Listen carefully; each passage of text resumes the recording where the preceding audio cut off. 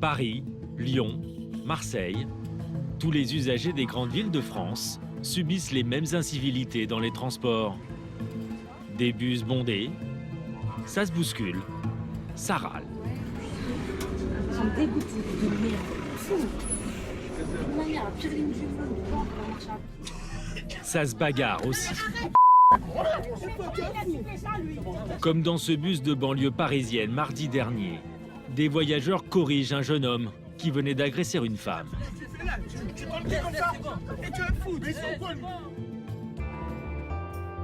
Mais les petites villes de province, réputées plus tranquilles, ne sont pas épargnées. Cette violence ordinaire se vit partout. En première ligne, ce sont les chauffeurs de bus eux-mêmes. À Périgueux, dans le sud-ouest, Liliane n'aurait jamais pensé être agressée par des passagers. Conductrice depuis 10 ans, tout s'est toujours bien passé, jusqu'à l'an dernier, jusqu'à cet endroit. C'est cet arrêt là-bas où j'ai été agressée et j'ai pas très envie d'y retourner parce que déjà c'est un quartier un peu sensible et c'est là où les deux jeunes filles sont montées dans le bus en demandant un ticket, en parlant très très fort et c'est là où elles m'ont frappée.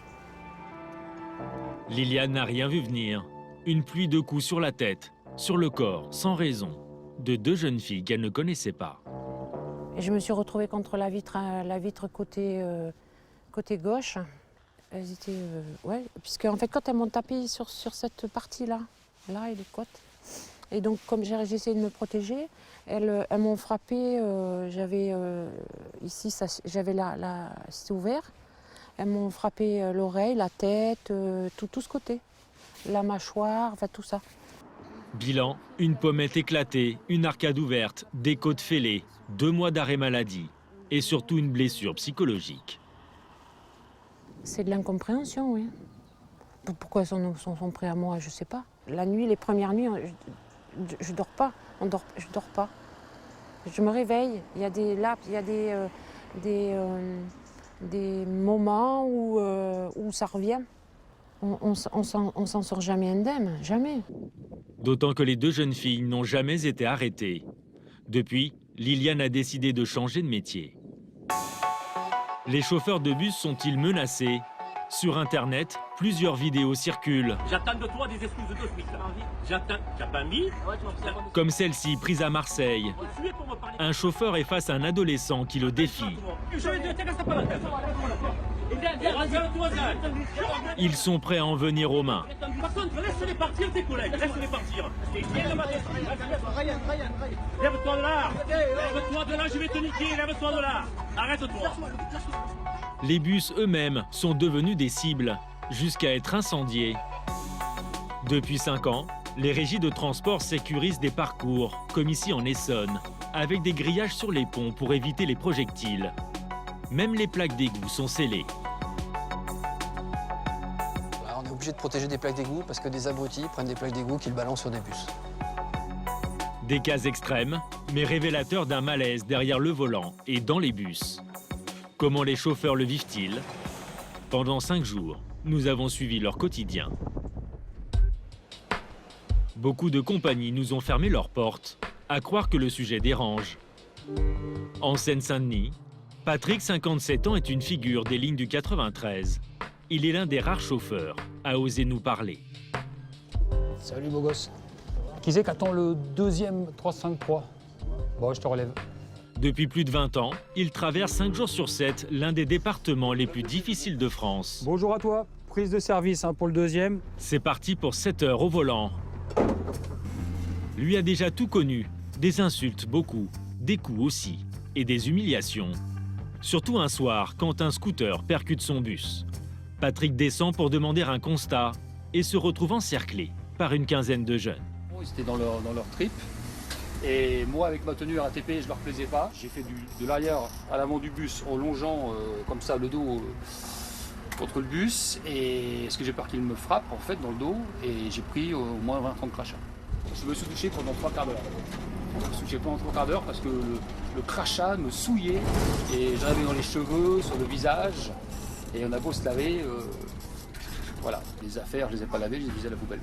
Mais Patrick n'a jamais arrêté de rouler pour autant. Et aujourd'hui, ces lignes du 93, il les connaît par cœur, en particulier les zones à risque. Il se passe tellement de choses. Il n'y a pas longtemps encore, je sais qu'il y a eu un coup dur. Le gars s'est fait piquer son empoche, ses tickets, son argent. Il y a encore eu un crime il n'y a pas longtemps. Il y a eu un jeune qui est mort ici, juste ici là. On est à 50 mètres là. Il y a eu sur le 255, il y a eu un mort. Il y a quoi? C'était, je sais plus, c'était au mois d'août. Mort pour avoir protesté contre un cycliste qui entrait avec son vélo dans le bus. Alors nous avons voulu nous aussi voyager sur ces lignes si sensibles, discrètement, en caméra cachée. Il y a les montées sans bonjour au chauffeur. Ou les montées à l'arrière, sans ticket. Ou encore ceux qui se moquent de la loi en se roulant des cigarettes de cannabis près du chauffeur. Et puis il y a les requêtes qui exaspèrent tous les conducteurs. L'arrêt est là, monsieur. L'arrêt. C'est longtemps, hein? C'est pas longtemps, c'est avant le feu rouge. Il y a des arrêts, on s'arrête aux arrêts, je suis pas Uber, monsieur, il y aura quelque chose. 24 heures d'incivilité qui agacent, qui usent parfois, mais ce jour-là sans violence contre les chauffeurs. En revanche, sur une année, les chiffres font froid dans le dos. Nous nous sommes procuré un rapport confidentiel de la RATP. Selon ce rapport, ces 5 dernières années, les outrages, menaces, insultes et crachats ont augmenté de 11%. Les dégradations de véhicules, plus 20%. Et surtout, les agressions physiques ont elles aussi augmenté pour atteindre en 2017 le nombre de 344 attaques, soit presque une agression par jour, rien que sur l'Île-de-France. Alors parfois, les chauffeurs perdent leur sang-froid. Le mois dernier, cette vidéo a été vue des millions de fois. Une gifle donnée par un chauffeur excédé. La scène a choqué la France entière. Ça se passait ici à Arcueil, en banlieue parisienne. L'agent n'a pas répondu à nos sollicitations, mais un mois et demi après, la vidéo continue de circuler entre conducteurs. À l'heure de la fin de service, nous retrouvons 2 de ses collègues. Pour eux, il n'y a pas de doute. Cette gifle, c'est tout ce qu'il ne faut pas faire. Ah non, ça on ne cautionne pas, c'est sûr. Dès l'instant où il a mis la gifle, il regrettait déjà. C'est un agent calme, gentil, toujours de bonne humeur, toujours souriant. Alors que s'est-il passé pour en arriver là? En fait, ça arrive régulièrement qu'un petit jeune passe devant le bus pour dire « j'ai peur de rien ». Sauf que là, il s'est mis en danger à moins de 2 mètres du bus. L'agent est obligé de freiner, faire un freinage d'urgence. Il a ouvert le carreau, il a dit au petit jeune « mais tu te rends compte que tu aurais pu mourir ?» Et là, le petit jeune lui a dit « déroule ». La suite, on la connaît, et le conducteur a écopé d'1 jour de mise à pied. Mais cette claque est devenue l'expression d'un divorce entre jeunes et chauffeurs. Le dialogue est-il devenu impossible? Nous sommes allés à Bourg-en-Bresse, à 1 heure de Lyon. Dans cette ville paisible, un groupe de lycéens fait régner la terreur sur les lignes scolaires. La ligne d'Élodie. Elle souhaite rester anonyme, par peur des représailles. Ça fait peur parce qu'on voit qu'ils sont agressifs dans leur regard, ils sont agressifs dans leur parler. Pourquoi ils nous regardent excusez-moi du terme, Quand je me suis trouvée sur service, honnêtement, non. Là, je me dis, c'est quoi ce métier que j'ai choisi?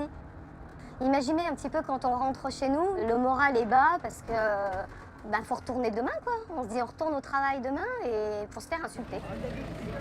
Le dernier incident en date a été enregistré par les caméras de surveillance. C'était il y a 3 semaines.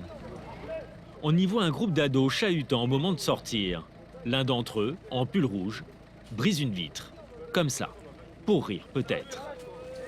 Élodie et ses collègues ont suspendu la ligne quelques jours. Mais pour certains élèves du lycée, ce n'est pourtant pas grand-chose. Une simple bêtise. C'est une vitre, c'est pas, je sais pas quoi, c'est pas comme s'ils ont brûlé un bus ou quoi, c'est une vitre. Vu les chauffeurs de bus, ça méritait, ça méritait. Oh non, t'as vu comment ils nous parlent? Il y en a, ils sont gentils, mais il y en a, ils sont trop méchants en fait. Ils regardent super mal et dès qu'on rentre dans le bus, du coup, ça met une mauvaise ambiance. À les entendre, le chauffeur serait bien un ennemi potentiel, peut-être dû à l'uniforme. En fait, les chauffeurs de bus, ils sont mal vus, franchement. Ouais. Pas tous. C'est comme si on me dit d'aller faire flic. Nous, notre génération de maintenant, je parle au-delà des 2000, on n'est pas vraiment des adolescents qui respectent les adultes, quoi. Aujourd'hui, toutes les compagnies de transport cherchent la solution pour apaiser les tensions. La plupart investissent dans des médiateurs Bonsoir. qui patrouillent dans les bus. Bonsoir, pensez à valider votre titre, s'il vous plaît. Leur mission officielle, veiller au respect du règlement. En pratique, ils sont surtout là pour intervenir en cas de conflit. Et quand le dialogue échoue, il y a aussi des gros bras positionnés aux arrêts de bus. Des présences qui rassurent les conducteurs et conductrices. Je me sens plus en sécurité, je me sens moins seule derrière mon volant et ça m'aide aussi à désamorcer les... Enfin, ils sont là aussi pour désamorcer les crises. Mais cette aide demeure limitée, car ces médiateurs passent de bus en bus. Sur 7 heures de service, un chauffeur est accompagné 1 heure maximum. Le reste du temps, il faut gérer seul. Ils sont en train d'équiper les véhicules, mais c'est pas encore tout à fait en place d'un système pour pouvoir être géolocalisé. Mais c'est pareil, le temps qu'ils envoient quelqu'un, c'est comme la police, c'est très long. Et des fois, si vous tombez vraiment sur quelqu'un qui soit ivre ou vraiment très en colère, on n'a aucun moyen réel de pouvoir se défendre. Si ce n'est d'apprendre les techniques pour se tirer d'un mauvais pas et mettre fin aux altercations. C'est la formation devenue systématique dans les régies de transport.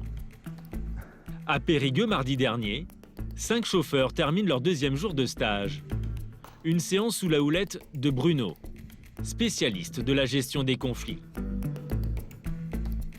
Alors, le scénario que je vous propose, donc, c'est celui d'une rixe entre 2 personnes, d'une altercation peut-être d'abord entre 2 personnes à l'intérieur du bus. Bruno est appelé partout en France. À chaque fois, c'est le même principe, des jeux de rôle. Allez, c'est parti. Par exemple, une dispute entre usagers, une scène habituelle. Ça va, fais attention où tu vas, toi. C'est à toi de t'excuser. Tu prends de la place ou quoi? 2 passagers sont prêts à en venir aux mains. Que doit faire le chauffeur? Monsieur, il y a un problème? Ah, qu'est-ce qu'il y a? Appeler au calme, sortir de sa cabine.